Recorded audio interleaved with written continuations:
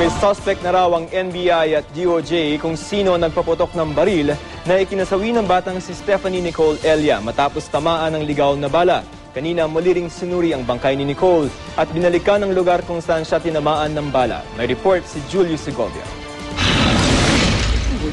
Sa tip ng impormante, may mga naiwan pa raw na slag at empty shells sa kanal na ito.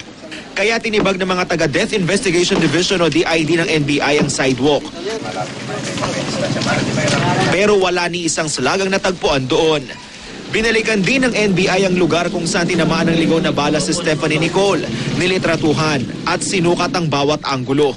Para mabilis na malaman kung saan galing ang balang tumama sa ulo ng bata, isinailalim sa re-examination ng Medical Legal Division ng NBI ang bangkay ni Nicole. Mahalaga raw na masukat ang butas sa ulo ng bata na likha ng tumagos na bala ng kalibre 45 baril. The bullet hole itself would tell us kung saan most probably nanggaling yung bala. Yung angle of approach o kaya diretso ba siyang pababa. Yun yung magsasabi sa amin. Kaya we revisited yung bullet hole, yung ginawang autopsy ng PNP.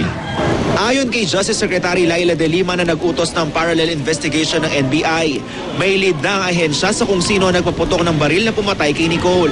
Someone who's part of a group, rule out na kung anong mga types of firearms ang ruled out and na yung type of firearm na tinitingnan at na meron ng eyewitness account on kung sino, kung kanino yon, kung kaninong baril yon. Umaasa naman ang pamilyang makakamit ang hustisya sa tulong ng NBI at PNP. Hindi naman kami ganun kamadali. Ang gusto namin talaga is yung accurate na report na resulta ng investigasyon.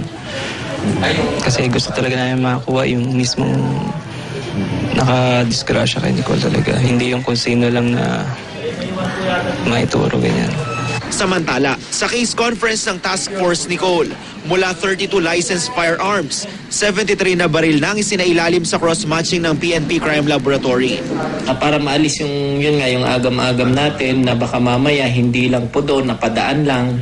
So meron din pong mga anggulong mga ganun. So wala po kaming sino-sino po na ikaw man po ay mapapulis, mapasibilyan, mapa-retired po. Lahat po yan, basta gun owner ka po ay amin pong sinisiyasat yun.